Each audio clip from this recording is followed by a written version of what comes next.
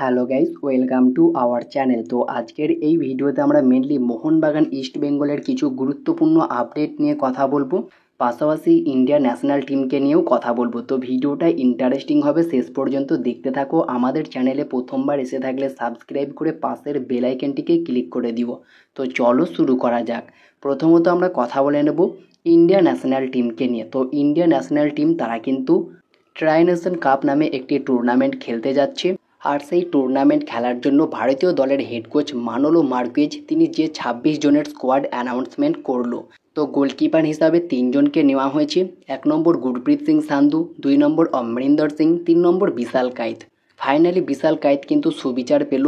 আমরা অনেক দিন ধরেই বলছিলাম বিশাল কাইতকে আমরা ভারতীয় ন্যাশনাল টিমে দেখতে চাই। তো ফাইনালি বিশাল কাইত কিন্তু ভারতীয় দলের সুযোগ পেল এবং তিনি তার সুবিচারই পেল বলতে পারো।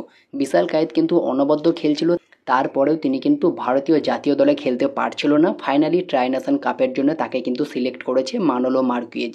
ডিফেন্ডার হিসাবে যে সমস্ত প্লেয়ারগুলিকে নেওয়া হয়েছে, নিখিল পূজারি, রাহুল ভেকে, চিংলেসানা সিং, রোশান সিং, আনোয়ার আলী, আশিস রায়, সুভাশিস বোস, মেহতাব সিং, আকাশ সাংওয়ান। এবং মিডফিল্ডার হিসাবে যে সমস্ত প্লেয়ারগুলিকে সিলেক্ট করা হয়েছে তারা হচ্ছে সুরেশ সিং, ওয়াংজাম, জিকসন সিং, নন্দকুমার শেখর, আপুইয়া রালতে, অনিরুদ্ধ থাপা, লালিয়ানজলা ছাংতে, লাল্লিনিয়ানা হামতে। তো এই হামতেও কিন্তু চেন্নাই এফসিতে খেলছে এই মরশুমে। ইয়ংস্টার প্লেয়ার, লাস্ট ইয়ার মোহনবাগানে খেলছিলেন, তাকেও কিন্তু সিলেক্ট করা হয়েছে। পাশাপাশি লিস্টন কোলাসো, ব্র্যান্ডন ফার্নান্ডেজ, এই সমস্ত প্লেয়ারগুলিকে সিলেক্ট করা হয়েছে। আর ফরওয়ার্ডের জন্য এডমন্ড লালডিনটিকা, ফারুক চৌধুরী, মানবীর সিং, বিক্রম প্রতাপ সিং এবং রহিম আলী। টোটাল এই 26 জন প্লেয়ারকে কিন্তু ট্রাই নেশন কাপের জন্য ভারতীয় ন্যাশনাল টিমে সিলেক্ট করা হয়েছে। এরপরে যদি আমরা কথা বলি ইস্ট বেঙ্গলের আপডেট নিয়ে, তো ইস্ট বেঙ্গল তারা কিন্তু ইতিমুহূর্তেই কার্লেস কোয়াদ্রাতের রিপ্লেসমেন্ট হিসাবে 2জন কোচকে অফার করেছে। একটা মোহনবাগানের former coach Antonio Lopez Habas, Spanish এই ট্যাকটিশিয়ানকে কিন্তু তারা অফার করেছিল, যিনি বর্তমান সময়ে আই লিগের ক্লাব ইন্টারকাসিতে কোচিং করাচ্ছেন, এবং তাকে অফার করতেই তিনি কিন্তু সিধা রিজেক্ট করে দিয়েছেন। ইস্ট বেঙ্গলের অফার কিন্তু অ্যান্টোনিও লোপেজ হাওয়াস রিজেক্ট করে দিয়েছে, এই আপডেটটা রয়েছে। পাশাপাশি ফর্মার কেরালা ব্লাস্টার্স এফসির হেড কোচ ইভান ভুকোমানোভিচ, তিনি কিন্তু বর্তমান সময়ে উইদাউট ক্লাবে রয়েছে, আর তাকে নাকি অ্যাপ্রোচ করছিল ইস্ট বেঙ্গল, এবং তিনি কিন্তু সিধা জানিয়ে দিয়েছেন বর্তমান সময়ে তিনি ভারতে আসতে নারাজ।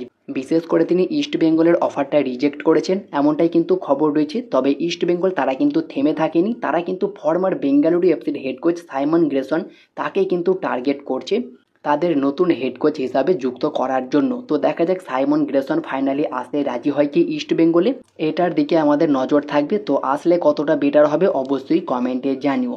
পাশাপাশি যদি কথা বলা যায় মোহনবাগান সুপার জায়ান্টের কিছু গুরুত্বপূর্ণ আপডেট নিয়ে, তো 5 তারিখ মোহনবাগান সুপার জায়ান্ট খেলতে নামবে কিন্তু কলকাতা ডার্বি। আর এএফসি কাপের ম্যাচ ছিল তোমরা জানো, সেই ম্যাচ খেলছে না, এবং গতকাল থেকেই কিন্তু ডার্বি ম্যাচের প্রস্তুতি শুরু করে দিয়েছে, এবং সেখানেই কিন্তু বেশ কিছু গুরুত্বপূর্ণ আপডেট বেরিয়ে আসলো। ডিফেন্স সামলাতে দারুণ প্লেয়ার যোগ দিল, তো সেই প্লেয়ারটা হচ্ছে কিন্তু আলবার্তো রড্রিগেজ। আলবার্তো রড্রিগেজ কিন্তু চোট পেয়েছিল, আর শোনা যাচ্ছিল তিনি এই ম্যাচে ফিরতে পারেন। ফাইনালি তিনি কিন্তু দলের সঙ্গে অনুশীলন করলেন, এবং দীর্ঘক্ষণ অনুশীলনে দেখা গেল আলবার্তো রড্রিগেজকে, পাশাপাশি আশিক কুরুনিয়ানকেও। তো এই দুই প্লেয়ার কিন্তু পুরোপুরি ফিট রয়েছে, ডার্বি ম্যাচে তারা খেলবে। তবে সাহাল আব্দুল সামাদ খেলতে পারবে না, তোমরা সেটা জানো, তার হ্যামস্ট্রিংয়ে চোট রয়েছে। পাশাপাশি নুনু রিজ, তাকে কিন্তু আলবার্তো রড্রিগেজের সঙ্গে অনেকক্ষণ ধরে অনুশীলন করতে দেখা গেল। তবে কি নুনু রিজকে রেজিস্টার করাতে চলেছে? কার জায়গায় রেজিস্টার করাতে পারি? তো বর্তমানে যে নামটা ভেসে আসছে সেটা হচ্ছে টম আলড্রিড।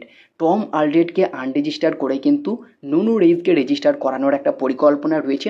যেহেতু নুনু রেইজ তিনি কিন্তু সেন্টার ব্যাক এবং ডিফেন্সিভ মিডফিল্ডার, সেন্ট্রাল মিডফিল্ডার, এই 3টে পজিশনে খেলতে পারে।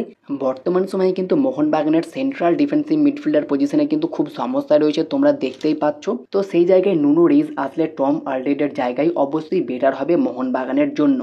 তো মলিনা কিন্তু টম আলড্রিডের সঙ্গে নুনু রিজের একটা ভালো যুগলবন্দি কিন্তু তৈরি করছে, যাতে ডিফেন্স লাইনে তিনি শক্তি বাড়াতে পারেন। তো তোমাদের কি মতামত? নুনু রিজকে কি টম আলড্রিডের জায়গায় খুব দ্রুত রেজিস্টার করানো দরকার? অবশ্যই তোমাদের মতামত কমেন্টে জানিও। তো আলবার্তো রড্রিগেজ এবং আশিক কুরুনিয়ান তারা ডার্বি ম্যাচে খেলবে, দলের সঙ্গে পুরো দমে অনুশীলন করছে। এই বড় সুখবরটা কিন্তু বেরিয়ে এসেছে মোহনবাগানকে নিয়ে। তো এই ছিল আজকের ভিডিওটি ভালো লাগলে লাইক, শেয়ার, কমেন্ট অবশ্যই করে দিও। সাথে আমাদের চ্যানেলটিকে সাবস্ক্রাইব করে পাশের বেল আইকনটিকে ক্লিক করে দিও, তাহলে পরবর্তী ফুটবল রিলেটেড যে সমস্ত আপডেট তোমরা একদমই মিস করবে না। তো দেখা হচ্ছে নেক্সট ভিডিওতে। Bye bye.